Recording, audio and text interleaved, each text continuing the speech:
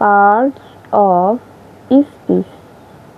Parts of speech কথাটির অর্থ কি? পার্ট অর্থ হচ্ছে অংশ, আর স্পিচ কথাটির অর্থ হচ্ছে বাক্য বা কথাবার্তা। তাহলে পার্টস অফ স্পিচ কথাটির অর্থ কি?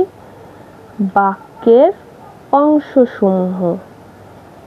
তাহলে আমরা কথাবার্তা বলার সময় যে সমস্ত বাক্য ব্যবহার করি এর অংশ কি?